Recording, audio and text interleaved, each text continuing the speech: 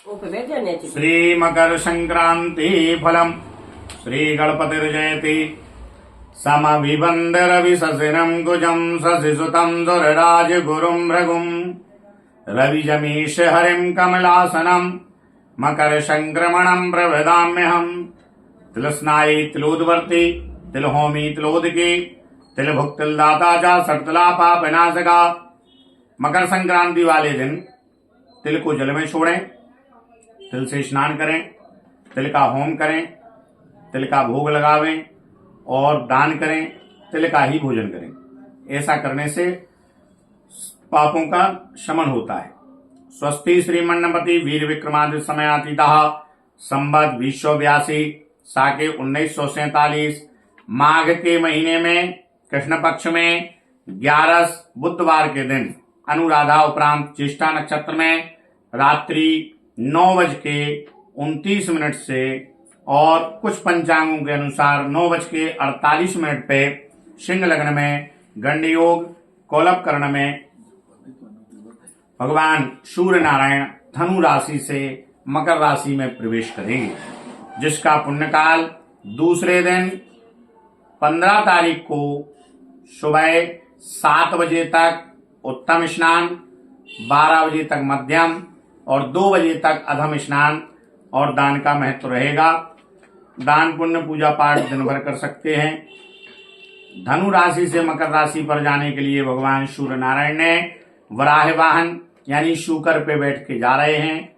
बैल को साथ में लिए हुए हैं, हरे कपड़े पहने हैं, खड्ग आयुध लिए हैं, ताम्र पात्र में भिक्षा मांग करके भोजन कर रहे हैं। चंदन का लेपन मस्तक पर है, सर्प वर्ण है, मौल श्री पुष्प की माला पहने हैं, मोतियों के आभूषण पहने हैं, हरित कंचुकी धारण किए हैं। कुमारी अवस्था है, उत्तिष्ठा खड़ी हुई स्थिति है, पूरब से आ रहे हैं, पश्चिम की तरफ जा रहे हैं, वायव्य की तरफ उत्तर और पश्चिम के मध्य में देख रहे हैं। माघ मासे अर्घ संक्रांति सर्व शौक जनश्चा। माघ में जब जब संक्रांति आती है तो सभी मनुष्यों को सुखदायी होती है। कृष्ण पक्ष में आई है तो चोर पाखंडियों को भी कष्ट का सुख प्रदान करने वाली है। अनुराधा नक्षत्र में आई है तो राजाओं में सुख शांति होगी, रस और दुग्ध की उपज अच्छी होती है। नंदा तिथि में आई है तो प्रजा को सुख होता है, वर्षा उत्तम होगी, फलों की उपज अच्छी होगी, धान्य आदि के भाव तेज रहेंगे। बुधवार के दिन आने से यज्ञ हवन आदि कार्य अधिक होंगे, प्रजा सुखी होगी, ब्राह्मणों के संसार में मान सम्मान की प्राप्ति होगी और मांगलिक उत्सव अधिक होंगे। वृद्धि योग होने के कारण सुभिक्ष धान्य की उपज अच्छी होती है और प्रजा को सुख प्राप्त होता है। बराह वाहन होने के कारण सूर्य की किरणें तेज होंगी और बाणों के निर्माताओं को कष्ट होता है। राजाओं के द्वारा कुंभकारों को भी पीड़ा का वर्णन है। बैल उपवाहन होने के कारण दक्षिण देश में सुभिक्ष होगा, उत्तरी देश में मतभेद होगा, पृथ्वी पर अग्नि का और चोरों का भय रहेगा। हरे वस्त्र धारण किए हैं तो हरी वस्तुओं का भाव तेज होगा, इनके व्यापारियों को कष्ट होता है।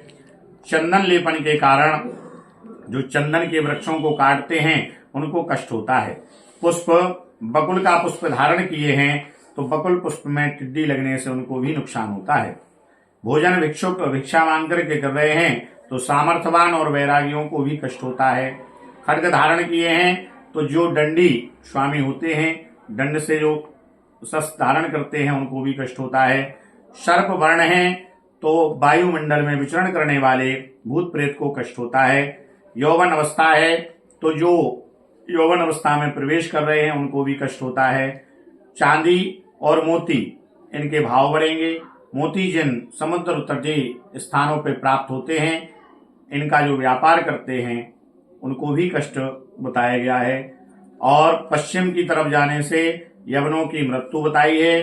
दृष्टिगमन वायव्य में युद्ध की स्थिति बन सकती है। संक्रांति में भक्षाभक्ष मांस मदिरा आदि का सेवन नहीं करना चाहिए। उस दिन संक्रांति नूतन भांड दानम, किसी भी धातु से बना हुआ नहीं है तो मिट्टी से ही बना हुआ पात्र, उसमें तिल और गुड़ का दान बताया गया है।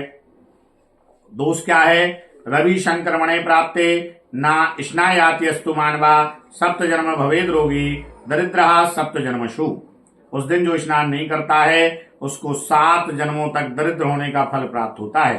इतीदम संक्रमणम फलम तस्मात् प्राक प्रतापवा शृणुयात् पुत्र पौत्रादि मोदते शुचिरम भुवि। जो मकर संक्रांति के फल को श्रवण करता है उसके पुत्र पौत्र सुखी होते हैं और गंगा स्नान का फल प्राप्त होता है।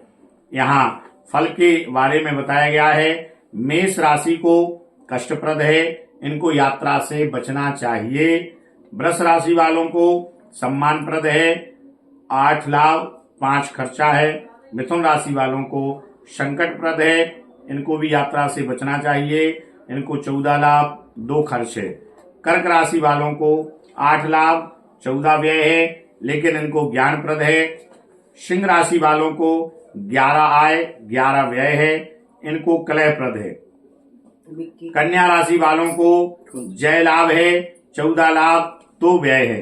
तुला राशि वालों को संतोषप्रद है, 8 लाभ है 5 खर्च है। वृश्चिक राशि वालों को धन लाभ है, इनको 14 लाभ 11 खर्च है। धनु राशि वालों को हानिप्रद है, इनको 11 लाभ 2 खर्च है। मकर राशि वालों को लाभ है, इनको 5 लाभ 5 खर्च है। कुंभ राशि वालों को इष्ट सिद्धि है, इनको भी 5 लाभ 5 खर्च है। मीन राशि वालों को धर्म लाभ है, इनको 11 लाभ 2 खर्च है। जिनको भी कष्टकारी है उनको सूर्य भगवान को अर्घ्य देना, सूर्य भगवान का जप करें, ओम घृणी सूर्याय नमः, एवं अपने गुरु मंत्र का अधिक से अधिक जप करें। यही संकट का निवारण है। जय श्री राधे, जय श्री कृष्ण।